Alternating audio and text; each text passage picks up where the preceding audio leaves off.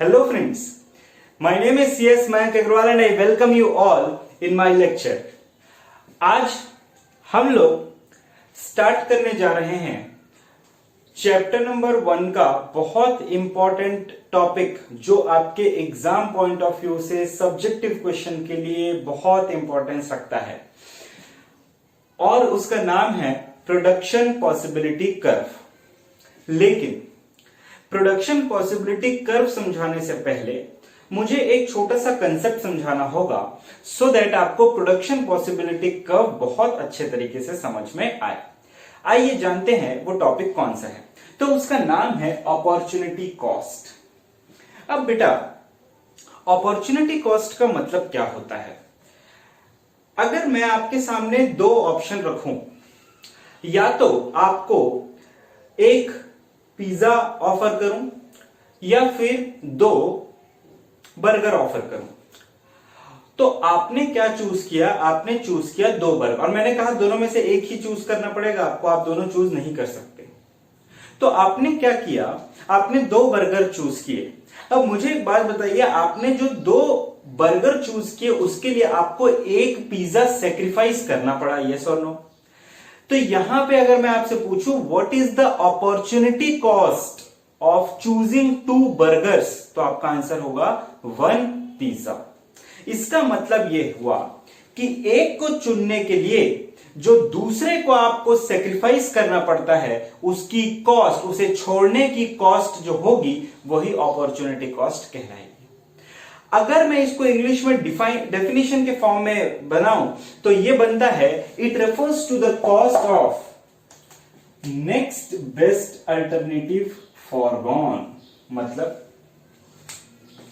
जो भी next best alternative है आपके सामने, उसको छोड़ने की जो कॉस्ट होगी वही आपके लिए अपॉर्चुनिटी कॉस्ट कहलाएगी। अपने एग्जांपल में जो एक पिज्जा को आपने छोड़ा दो बर्गर पाने के लिए, तो जो आपने छोड़ा एक पिज्जा, वो क्या कहलाएगा आपके लिए? Opportunity cost. आई होप आपको ये क्लियर होगा। So it refers to the cost of next best alternative forgone. ठीक, अगला एग्जांपल देखते हैं। मान लीजिए कि मिस्टर होशियार हैं। मिस्टर होशियार एक टीचर हैं जो कॉलेज में पढ़ाते हैं और उनको 1 लाख रुपए की सैलरी मिलती है। कितने लाख रुपए की बेटा? 1 लाख रुपए की सैलरी मिलती है। He is a teacher just like me. अब उनके पास दो जॉब ऑफर आते हैं। He receives 2 job offers.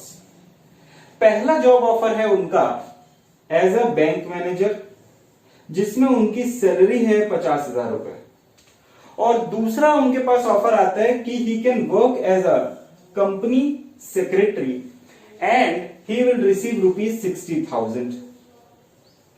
अब ऑब्वियस सी बात है, या बोल सकते हैं कि वो तीनों में से कोई एक ही जॉब चूज कर सकता है, तीनों नहीं कर सकता, ऐसी कंडीशन है, मान के चलिए।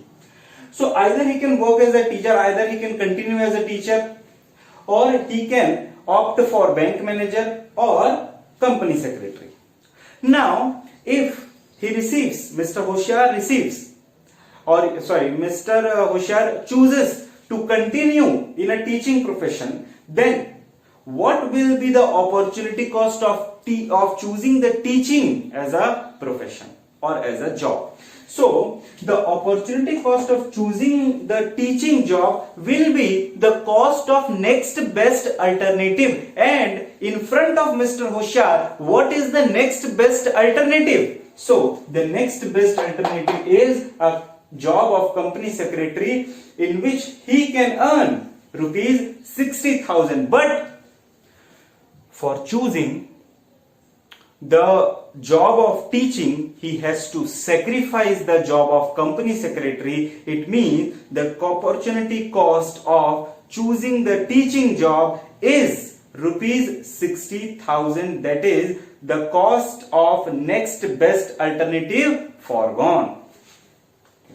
तो यहां पे opportunity cost of choosing the teaching job will be job of company secretary, that is ₹60,000. I hope आपको ये एग्जांपल क्लियर होगा। दूसरा एग्जांपल लेता हूं। मान लीजिए एक फार्मर है, उस फार्मर के पास 2 एकड़ की जमीन है, ठीक। एक फार्मर है, उसके पास 2 एकड़ की जमीन है और उस 2 एकड़ की जमीन में वो 100 क्विंटल राइस प्रोड्यूस करता है। 2 एकड़ की जमीन है जिसमें वो पूरा का पूरा 100 एकड़ क्या करता है, सॉरी 100 क्विंटल क्या करता है, राइस प्रोडक्शन करता है। अब मान लीजिए उसके पास एक कस्टमर आता है, उसके पास एक कस्टमर आता है और वो कहता है कि सर मुझे ना वीट चाहिए। तो यहां पे फार्मर के पास एक ही मतलब 2 एकड़ ऑफ लैंड है, मतलब एक ही पीस ऑफ लैंड है और उसमें वो पूरा पूरा राइस उगाता है। तो अब उसे क्या करना पड़ेगा, अगर उसे वीट भी प्रोडक्शन करना है, वीट का भी प्रोडक्शन करना है, तो ऑब्वियस सी बात है he has to sacrifice some amount of rice, because he has to divert the land for the production of wheat also. So if he divert the land from production of rice to the production of wheat, then the quantity of rice will be reduced. Yes or no? तो अगर वो मान लीजिए कि land को 2 part में divide कर देता है और एक पार्ट में वो मान लीजिए प्रोडक्शन करता है राइस का, तो अब उसको क्या करना पड़ेगा कि 2 पार्ट में डिवाइड करने के बाद अब उसे सिर्फ और सिर्फ कितना राइस मिल रहा है, 60 क्विंटल ऑफ राइस मिल रहा है। मतलब उसको 40 क्विंटल ऑफ राइस जो है, 40 क्विंटल ऑफ राइस जो है बेटा, वो उसे क्या करना पड़ेगा, सेक्रीफाइस करना पड़ेगा। He has to sacrifice this 40 quintal of rice, because now this particular land or this portion of land will be used to produce 20 quintal of wheat. Suppose ये एग्जांपल है जस्ट कि अगर मान लो कि इस कस्टमर को 20 क्विंटल ऑफ व्हीट चाहिए, तो जो फार्मर है उसे क्या करना पड़ेगा, अपने लैंड का कुछ पोर्शन व्हीट के प्रोडक्शन में लगाना पड़ेगा और जितने पोर्शन में वो व्हीट प्रोड्यूस कर रहा है उतने पोर्शन में वो पहले राइस प्रोडक्शन करता था। और वो कितना राइस प्रोडक्शन करता था बेटा, 40 क्विंटल ऑफ राइस प्रोडक्शन करता था। अब मेरी बात को समझना, अगर मैं आपसे पूछूं what is the opportunity cost of producing wheat, say 20 quintal of wheat, then your answer will be 40 quintal of rice. That is, for choosing 20 quintal of wheat, I need to sacrifice 40 quintal of rice. तो आपका answer हो जाएगा यहां पे 40 quintal of rice. I hope आपको ये opportunity cost वाला concept बहुत अच्छे से क्लियर होगा। आप इसको नोट डाउन कीजिए, फिर मैं आपके सामने बहुत इंपॉर्टेंट टॉपिक लेके आऊंगा जिसका नाम है प्रोडक्शन पॉसिबिलिटी कर्व।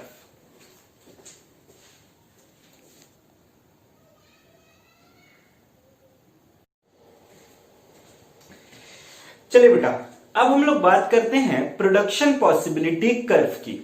आइए समझते हैं एक एक वर्ड को डिटेल में। सबसे पहले बात करते हैं कर्व की। तो कर्व का मतलब होता है ग्राफिकल रिप्रेजेंटेशन। जब मैं इकोनॉमिक्स में बात कर रहा हूं कर्व की, तो हमेशा हम लोग कर्व को प्लॉट करते हैं किसमें, ग्राफ में। So we can say that curve is a graphical representation. Possibility का मतलब होता है possible combination of two goods, possible combination of two goods.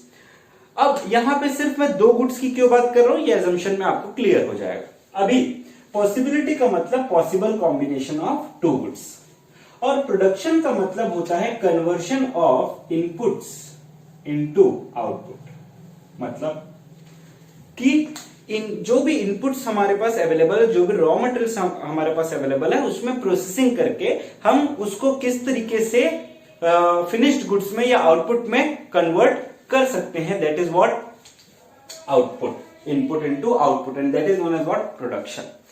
सो अगर मैं इन तीनों को कंबाइन करूं तो इसका डेफिनेशन या मीनिंग क्या निकलता है, समझते हैं। Production possibility curve is the graphical representation, it refers to the what, graphical representation of maximum possible combination maximum possible combination of two goods that can be produced with the help of given resources and technologies का मतलब बहुत ध्यान से सुनना। एक example देता हूं। मान लीजिए कि मेरे पास कुछ मशीनरीज हैं, कुछ रिसोर्सेस अवेलेबल हैं।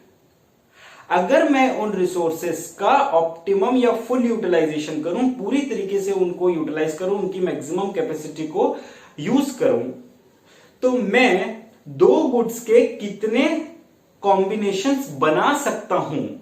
उन कॉम्बिनेशंस को जब हम लोग ग्राफ में प्लॉट करेंगे तो जो ग्राफ या जो कर्व बनेगा, जो ग्राफिकल रिप्रेजेंटेशन होगा, वो प्रोडक्शन पॉसिबिलिटी कर्व कहलाएगा। आपको ये बहुत अच्छे से क्लियर होगा जब हम आगे ग्राफ में यूज करेंगे। आई होप आपको ये डेफिनेशन क्लियर होगा। मतलब ये कि हमारे रिसोर्सेस को यूज करके मैं मैक्सिमम कितने पॉसिबल कॉम्बिनेशन बना सकता हूं दो गुड्स का, जो इन रिसोर्सेस की मदद से प्रोड्यूस होंगे, उन्हीं को हम क्या कहते हैं, प्रोडक्शन पॉसिबिलिटी कर्व। आप इसे नोट डाउन कीजिए, उसके बाद मैं आगे बढ़ता हूं।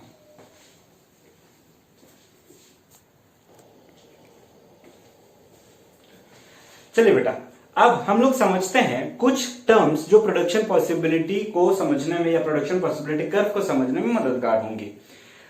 अब मैं दो वर्ड पे फोकस करूंगा, प्रोडक्शन पॉसिबिलिटी, और उसको कुछ टर्म्स के हेल्प से समझाता हूं। एक एग्जांपल लेता हूं छोटा सा। मान लीजिए एक प्रोड्यूसर है, उसके पास 10 मशीनरीज हैं। कितनी मशीनरीज है? 10 मशीनरीज है, और हर एक मशीनरी 30 यूनिट्स प्रोड्यूस कर सकती है मैक्सिमम।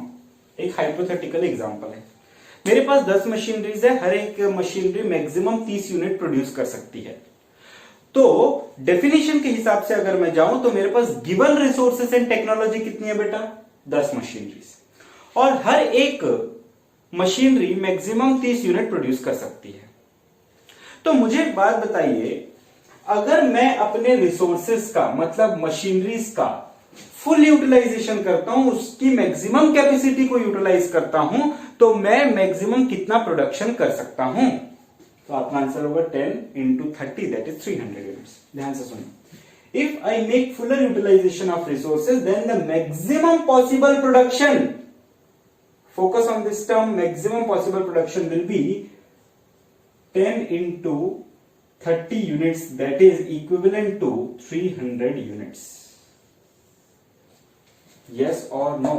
ठीक, तो मतलब मेरे गिवन रिसोर्सेस और टेक्नोलॉजी की मदद से मैं मैक्सिमम 300 यूनिट प्रोड्यूस कर सकता हूं, और उसमें से हम लोग अलग अलग कॉम्बिनेशंस बना सकते हैं दो गुड्स का। क्लियर है?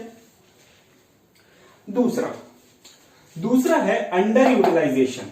अंडर यूटिलाइजेशन का मतलब होता है कि जो गिवन रिसोर्सेस एंड टेक्नोलॉजी है उनको पूरी तरीके से यूटिलाइज ना करके मैं उसका कम यूटिलाइजेशन कर रहा हूं, तो वो कहलाता है अंडर यूटिलाइजेशन। तो सपोज मैं मान लीजिए 6 मशीनरी ही यूज कर रहा हूं। सिर्फ कितनी मशीनरी यूज कर रहा हूं? 6 मशीनरीज यूज कर रहा हूं, पूरी मशीनरी यूज नहीं कर रहा हूं। मतलब I am under utilising the given resources and technology. तो उसके हिसाब से मेरा मैक्सिमम प्रोडक्शन पॉसिबिलिटी कितना होगा? What will be the production possibility? That will be equivalent to 180 units. 180 units full utilisation कर रहा हूं तो 300 यूनिट्स, अंडर यूटिलाइजेशन कर रहा हूं तो 180 यूनिट्स। ठीक, अगला, increase in the resources. Now there is a difference between full utilisation, under utilisation and increase और डिक्रीज इन द रिसोर्सेस। ध्यान से समझना, मेरे पास पहले से 10 मशीनरीज अवेलेबल थी, गिवन रिसोर्सेस 10 थी, उसमें मैंने 2 और नई मशीनरीज ऐड की, नई मशीनरीज खरीदी, तो मेरा रिसोर्सेस क्या हो गया? इंक्रीज हो गया। मेरी मशीनरीज क्या हो गई? इंक्रीज हो गई। तो मेरे पास अब टोटल कितनी मशीनरीज हो गई? 12, 10 + 2। तो अगर मान लीजिए कि मैं 2 नई मशीनरीज खरीदता हूं, तो प्रोडक्शन पॉसिबिलिटी क्या होगी या पॉसिबल प्रोडक्शन कितनी होगी? तो 10 + 2 into 30, that will be equal to 360 units. 12 into 30 units will be equal to what? 360 units. ठीक, नेक्स्ट है डिक्रीज इन द रिसोर्सेस। अब मेरे पास जो गिवन रिसोर्सेस थे वो थे कितने? 10। ठीक, उसमें से मैंने एक मशीनरी क्या कर दी? बेच दी। अब मैंने जब एक मशीनरी बेच दी तो मेरे पास कुल कितने रिसोर्सेज बचे? 9 रिसोर्सेज बचे, और उन 9 रिसोर्सेज से या 9 मशीनरी से मैं मैक्सिमम कितना प्रोडक्शन कर सकता हूं? 260 यूनिट्स, सॉरी 270 यूनिट्स। यस और नो? हां या नहीं? अब मेरी बात को गौर से समझना। प्रोडक्शन पॉसिबिलिटी कर्व का मतलब होता है कि अगर मैं अपने गिवन रिसोर्सेस और टेक्नोलॉजी को फुल्ली यूटिलाइज करूं तो मैं मैक्सिमम कितने कॉम्बिनेशंस बना सकता हूं दो गुड्स के। इसका मतलब यह है कि जब भी हम लोग पीपीसी बना रहे होंगे, प्रोडक्शन पॉसिबिलिटी कर्व बना रहे होंगे, तो उस समय यह ध्यान में रखना है कि हम अपने रिसोर्सेज को कंप्लीटली यूटिलाइज कर रहे हैं और उसको यूटिलाइज करने के बाद मैक्सिमम कितना प्रोडक्शन कर सकते हैं, यह हमको पीपीसी में रिप्रेजेंट करना होता है। अब अगर मैं फुल यूटिलाइज करूं तो 300 यूनिट्स, अपने रिसोर्सेज को अंडर यूटिलाइज करूं तो 180 यूनिट्स। मुझे एक बात बताइए, अगर मैं अपने रिसोर्सेज को अंडर यूटिलाइज करता हूं तो क्या मेरे पीपीसी में कोई इफेक्ट आएगा? क्या मेरा पीपीसी चेंज होगा क्या? नहीं। क्यों? क्योंकि पीपीसी इस अजम्पशन के साथ बनाया जाता है कि हम अपने रिसोर्सेस और टेक्नोलॉजी को फुल्ली यूटिलाइज कर रहे हैं और उसके बाद जितने कॉम्बिनेशन हम बना सकते हैं उसको हम लोग पीपीसी में रिप्रेजेंट करते हैं। तो under utilisation of resources will not affect the PPC, it will not affect the PPC. तो ध्यान में रखना, दिस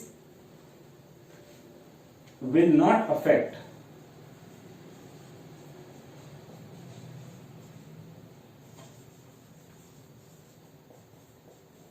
पीपीसी। ठीक, अब नेक्स्ट, अब मेरे रिसोर्सेस इंक्रीज हो गए हैं तो मेरे पास जो गिवन रिसोर्सेस है वो भी इंक्रीज हो गए हैं। तो गिवन रिसोर्सेस जब इंक्रीज हो गए तो गिवन रिसोर्सेस को फुल्ली यूटिलाइज अगर मैं करूं, मतलब 12 को अगर मैं फुल्ली यूटिलाइज करूं तो मैं मैक्सिमम कितना बना सकता हूं? 360 यूनिट। तो मुझे बताइए, अब क्या मेरा मैक्सिमम पॉसिबल कॉम्बिनेशन चेंज हुआ? अब मेरा पीपीसी में चेंज आएगा या नहीं आएगा? यस आएगा, मेरे पीपीसी में चेंज आएगा क्योंकि मेरा रिसोर्सेस क्या हो गया? इंक्रीज हो गया। गिवन रिसोर्सेस एंड टेक्नोलॉजी क्या हो गई है? इंक्रीज हो गई है। इस वजह से मेरे पीपीसी में चेंज आएगा।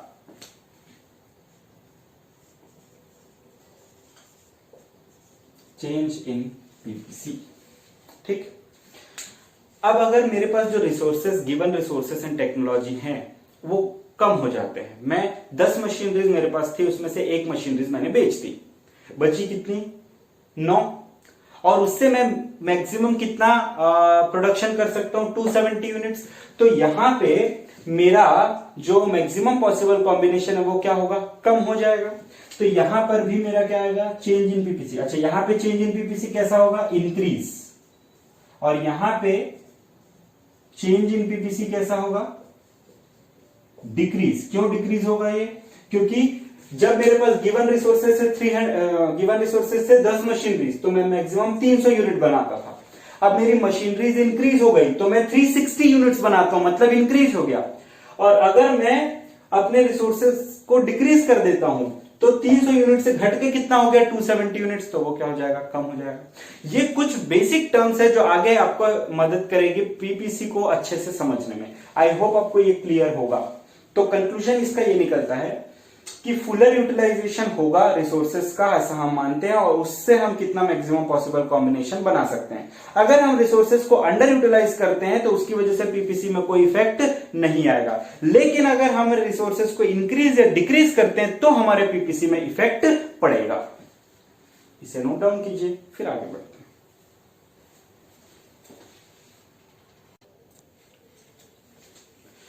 चलिए फ्रेंड्स, अब प्रोडक्शन पॉसिबिलिटी कर्व का जो कंसेप्ट है वो कुछ अजम्पशंस पे आधारित है, और आपने हमने इकोनॉमिक्स में बहुत सारे ऐसे कंसेप्ट्स और थ्योरीज और लॉ आएंगे जो बहुत सारे अजम्पशंस पे आधारित हैं। ठीक, तो अजम्पशंस देखते हैं प्रोडक्शन पॉसिबिलिटी कर्व का। सबसे पहला अजम्पशन है that resources in an economy is fixed। Resources in an economy is fixed, मतलब प्रोडक्शन पॉसिबिलिटी कर्व इस अजम्पशन से बनाया जाता है कि जो रिसोर्सेज और टेक्नोलॉजी है हमारी कंट्री में वो फिक्स्ड है, उसको हम लोग चेंज नहीं कर सकते, सिर्फ और सिर्फ उसके यूज को हम ट्रांसफर कर सकते हैं, मतलब उसे हम लोग एक यूज से दूसरे यूज में ट्रांसफर कर सकते हैं। फॉर एग्जांपल ध्यान से सुनो, मान लीजिए कि मेरे पास एक एकड़ ऑफ लैंड है, इस 1 एकड़ ऑफ लैंड में मैं सिर्फ और सिर्फ शुगर केन उगाता हूं, ठीक, ये शुगर केन है बेटा, तो मैं सिर्फ और सिर्फ शुगर केन उगाता हूं और उस 1 एकड़ को फुली यूटिलाइज करके मैं मैक्सिमम 10 टन प्रोड्यूस करता हूं। कितना? 10 टन, 10 टन मैं प्रोड्यूस करता हूं। अब मेरे पास एक कस्टमर आया, उसको व्हीट चाहिए था, तो मैंने क्या, तो मेरे पास 1 एकड़ ऑफ लैंड है, मैं उसको बढ़ा नहीं सकता, because PPC is made with an assumption that resources are fixed and it can not be increased, it can only be transferred from one use to another. तो मैंने क्या किया, इस 1 एकड़ ऑफ लैंड को ही 2 भागों में बांट दिया, एक में मैं शुगर केन प्रोड्यूस करता था और दूसरे में मैं व्हीट प्रोड्यूस करता था। तो इसका मतलब मैंने क्या किया, शुगर केन को प्रोड्यूस किया आधे में और आधे में क्या किया, व्हीट प्रोड्यूस किया। कितना टन है वो मैटर नहीं करता है तो यहां पे, ठीक। तो मैंने क्या किया, शुगर केन को यूज किया, शुगर केन को प्रोड्यूस किया आधे में और आधे में क्या किया, व्हीट को प्रोड्यूस किया। इसका मतलब रिसोर्सेस के are fixed, it can only be transferred from one use to another, पहला असम्पशन। दूसरा assumption, with the help of the given resources only 2 goods can be produced. इसका मतलब ये है कि मैंने आपको बताया था ग्राफ कर्व का मतलब समझाते हुए, या सॉरी पॉसिबिलिटी का मतलब समझाते हुए कि हम लोग ग्राफ में सिर्फ 2 ही एक्सिस होता है, हमारे ग्राफ में सिर्फ 2 ही एक्सिस होता है। इस वजह से हम लोग ये अज्यूम करते हैं या हम लोग ऐसे मान के चलते कि सिर्फ 2 ही गुड्स प्रोड्यूस हो सकते हैं बिकॉज ऑफ ग्राफिकल लिमिटेशन। क्योंकि पीपीसी में हम लोग जो भी कॉम्बिनेशंस बनाएंगे उसको हम लोग ग्राफ में रिप्रेजेंट करेंगे। अब 2 गुड्स ही हम प्लॉट कर सकते हैं ग्राफ में, इसलिए it is assumed that only 2 goods can be produced. अब आपका सवाल होगा कि सर हम तो इकोनॉमी में बहुत सारे गुड्स प्रोड्यूस करते हैं, सिर्फ 2 ही गुड्स को लेके कैसे चलेंगे? तो बेटा हम क्या कर सकते हैं, हम डिवाइड कर सकते हैं, ग्रुप बना सकते हैं। For example capital goods and consumer goods, तो यहां पे सारे गुड्स आ जाएंगे। तो कैपिटल गुड्स और consumer goods, capital goods X axis में, कंज्यूमर गुड्स वाई एक्सिस में, और वट एवर द कॉम्बिनेशन में भी, ठीक। Next, resources are fully and efficiently utilised, मतलब हम ये मान के चलते हैं कि जो भी रिसोर्सेस है टेक्नोलॉजी है उसको हम लोग फुल्ली यूटिलाइज कर रहे हैं, और फुल्ली यूटिलाइज करने के बाद जो मैक्सिमम पॉसिबल कॉम्बिनेशन होगा उसको हम लोग पीपीसी में प्लॉट करेंगे। इसका लॉजिक क्या है? क्योंकि हर अजम्पशन कुछ ना कुछ लॉजिक पे बेस्ड है बेटा। इसका लॉजिक क्या है? मैंने आप लोग को अभी थोड़ी देर पहले बताया था कि actual utilisation will not affect the PPC. आप ध्यान से सुनिएगा, अगर ध्यान दिया होगा आपने तो मैंने 300 लिया था, 10 machineries into 30 that is 300 units maximum possible combination. Under utilisation किया था तो 6 मशीनरी, मतलब मैं 6 मशीन्स का एक्चुअल यूटिलाइजेशन कर रहा हूं। एक्चुअल यूटिलाइजेशन से मैं 180 यूनिट प्रोड्यूस कर सकता हूं, लेकिन मेरा अभी भी मैक्सिमम कैपेसिटी कितनी है? 300 यूनिट्स की। तो यहां पे actual utilisation will not affect the PPC, hence we assume that fully and the resources are fully and efficiently utilized. Next is resources are assumed to be constant or unchanged. हम मान के चलते हैं जब हम लोग पीपीसी बना रहे होंगे कि रिसोर्सेज जो है वो अनचेंज होंगे, मतलब there will be no change in the resources, because if the resources change PPC will also change. अभी हमने देखा था थोड़ी देर पहले कि इंक्रीज इन द रिसोर्सेज और डिक्रीज इन द रिसोर्सेज के कारण हमारा पीपीसी चेंज हो जा रहा था। यस और no? Maximum possible combination change हो रहा था। तो ये 4 अजम्पशंस हैं। इसके बाद अब 5वां अजम्पशन में लेके आया हूं जो बहुत इंपॉर्टेंट, लॉजिकल, और उसी के बेस पे हम लोग ग्राफ और उसी के बेस पे हम लोग टेबल डिस्कस करेंगे। उससे पहले आप इसको नोट डाउन कर लीजिए।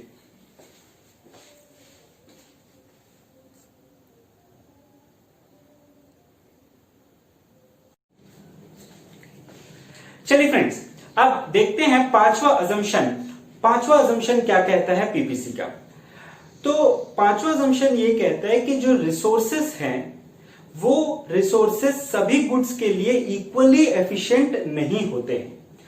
और ये लॉजिकल भी है। मुझे एक बात बताइए, सपोज मैं एक लैंड लेता हूं, there is a piece of land which is best suited for the production of rice.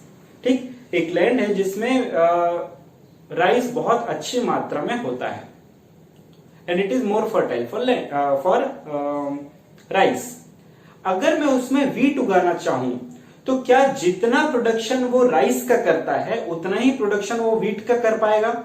Obviously नहीं, because it is more suitable for rice. तो रिसोर्सेस इक्वली एफिशिएंट नहीं होते हैं, इसलिए जब हम उन रिसोर्सेस को एक यूज से दूसरे यूज में ट्रांसफर करते हैं तो उसकी प्रोडक्टिविटी क्या होने लगती है? कम होने लगती है।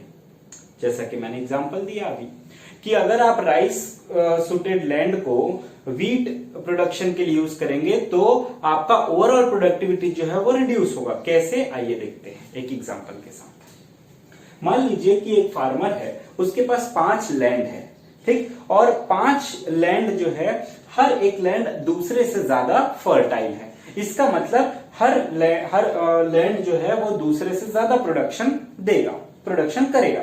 फॉर एग्जाम्पल लैंड वन, और हाँ खास बात यह है कि फार्मर जो है वो 5 लैंड में सिर्फ राइस उगा रहा है। तो लैंड 1 से उसे 10 टन राइस मिलता है, लैंड 2 से उसको 15 टन राइस मिलता है, लैंड 3 से उसको 25 टन, लैंड 4 से 40 और लैंड 5 से 60।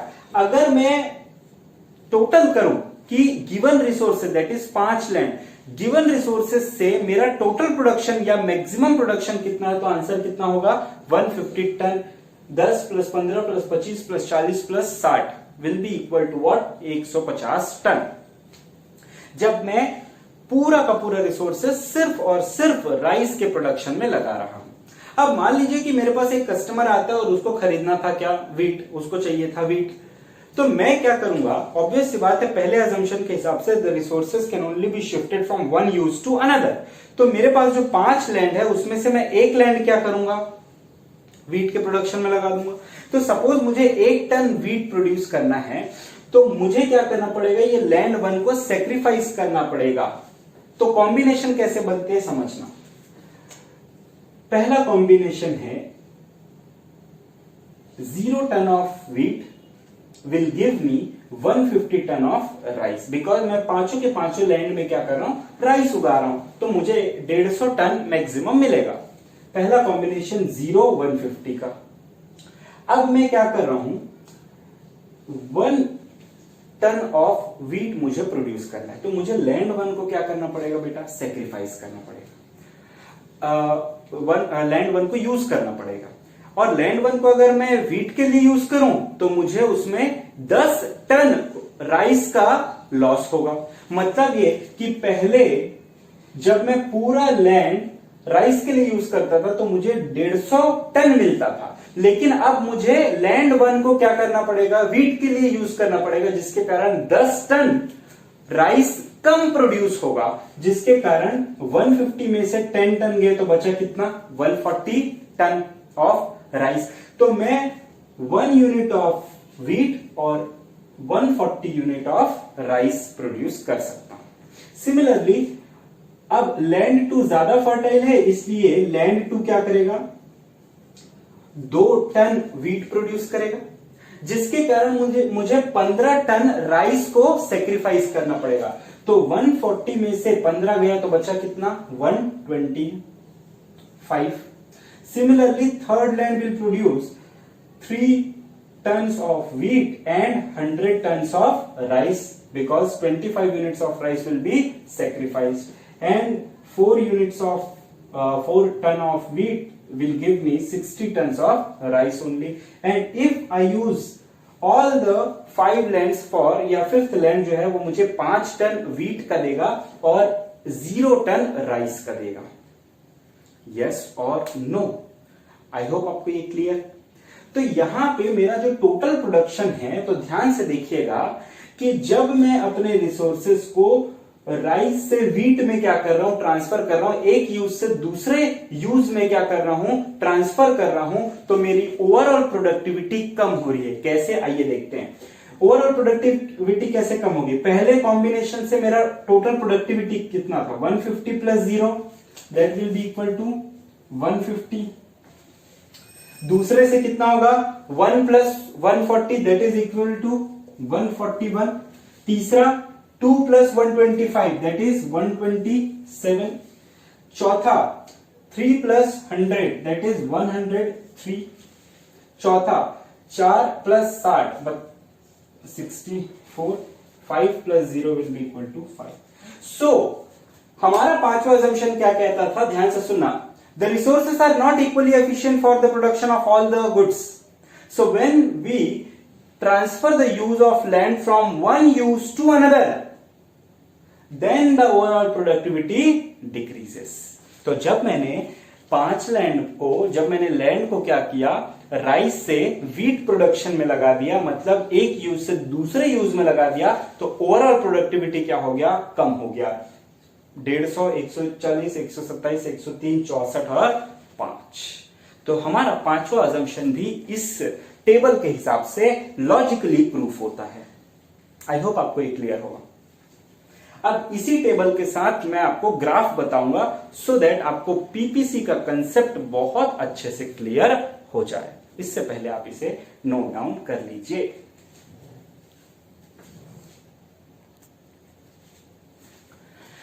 अब बेटा यहां पे दो टर्म लिखा हुआ है, एक है मार्जिनल अपॉर्चुनिटी कॉस्ट और मार्जिनल रेट ऑफ ट्रांसफॉर्मेशन। ये क्या है समझना। जब मैं एक additional unit of wheat produce करता हूं तो मुझे कितना टन राइस का सेक्रीफाइस करना पड़ रहा है, 150 माइनस 140 दैट इज 10। और यही हमारा अपॉर्चुनिटी कॉस्ट था। याद करो अपॉर्चुनिटी कॉस्ट। अपॉर्चुनिटी कॉस्ट का मतलब मैंने बताया था कि it refers to the cost of next best alternative forgone. एक को चूज करने के लिए जो आपको दूसरा छोड़ना पड़ा है उसकी कॉस्ट क्या कहलाती है, opportunity cost. Now what do you mean by marginal? तो मार्जिनल का मतलब होता है चेंज। तो मतलब ये कि जब मैं एक additional unit of wheat produce कर रहा हूं तो मुझे उसके कारण कितना राइस सेक्रीफाइस करना पड़ रहा है, 10। सिमिलरली 50, फिर 25, फिर 40, फिर 60। आई होप आपको ये क्लियर होगा। ठीक। So it refers to the number of unit sacrifice to gain one additional unit of another commodity that is marginal opportunity cost. ठीक। अब next is marginal rate of transformation. तो marginal rate of transformation क्या होता है? Marginal rate of transformation is the ratio of change in units sacrificed to change in units gained। मतलब number of units sacrificed divided by number of units gained will be equal to marginal rate of transformation। एक बार हमारा इसको मैं detail में properties of PPC में discuss करूंगा कि ये प्रॉपर्टी ऑफ पीपीसी, इसकी वजह से शेप हमारा पीपीसी का आता है। अभी आप ये समझिए कि ये रेशियो है किसका, del Y upon del X का। डेल वाई बोले तो चेंज इन यूनिट्स सेक्रीफाइस, हम लोग राइस को सेक्रीफाइस कर रहे हैं। कितना यूनिट्स राइस सेक्रीफाइस कर रहे हैं? एक एडिशनल यूनिट ऑफ वीट को गेन करने के लिए, वो हमारा एमआरटी कहलाता है। तो 10 units of Y is sacrifice to gain 1 unit of X. 50 unit of Y is sacrifice to gain 1 unit of X. 25 units of Y is sacrifice to gain 1 units of X and so on. आपको I hope ये दोनों term भी clear होगा। ठीक।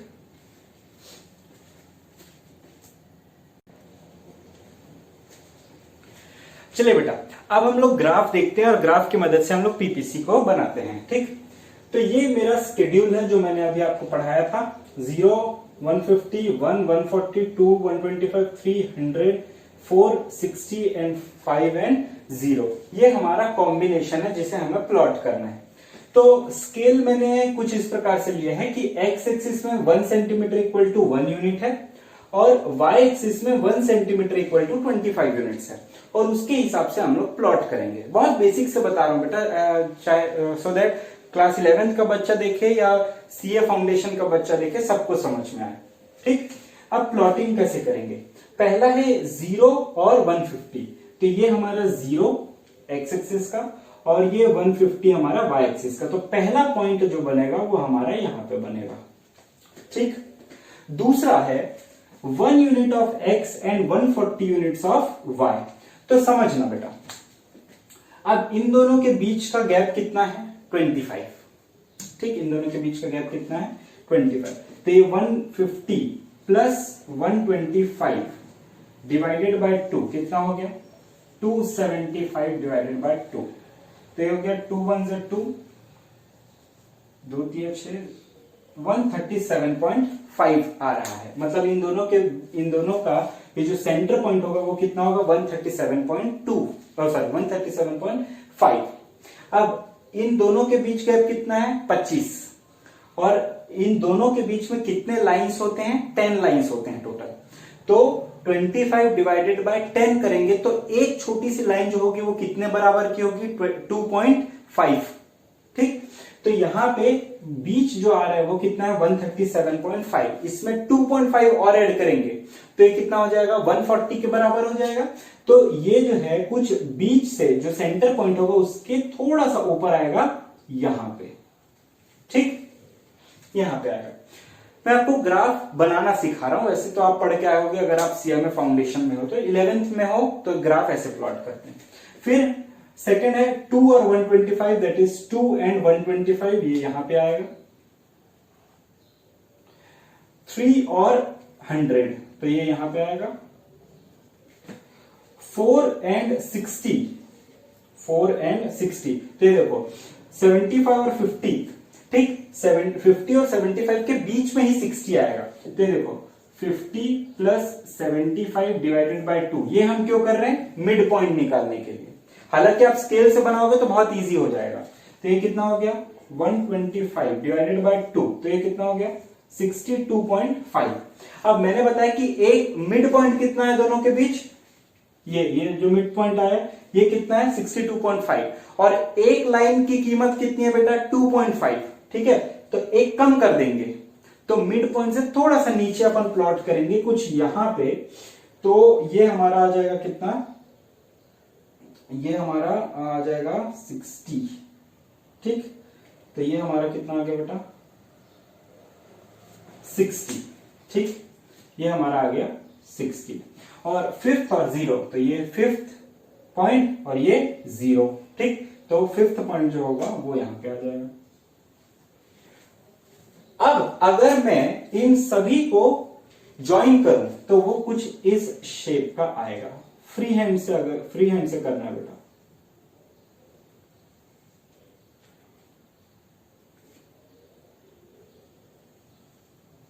ठीक, तो ये कुछ इस शेप का आ रहा है। अगर मैं इसको ब्रॉडर वे में बनाऊं, मतलब बड़े पिक्चर में बनाऊं, तो ये होगा कुछ इस प्रकार, सॉरी इस शेप का होगा। तो बेटा इस शेप के कर्व को हम कहते हैं क्या? इस शेप को हम कहते हैं कॉनकेव। क्या कहते हैं बेटा? कॉनकेव। ठीक, अब ये हो गया हमारा पीपीसी का इंट्रोडक्शन। मीनिंग क्या होता है, पीपीसी के अजम्पशंस क्या होते हैं, पीपीसी का हमने ग्राफ भी, टेबल भी देख लिया, ग्राफ भी देख लिया और लॉजिक के साथ हमने पढ़ाई की। ठीक, अब बेटा वीडियो थोड़ा सा लंबा हो जाएगा, इसलिए प्रॉपर्टीज ऑफ पीपीसी जो होगा वो मैं नेक्स्ट वीडियो में डिस्कस करूंगा। तब तक के लिए धन्यवाद।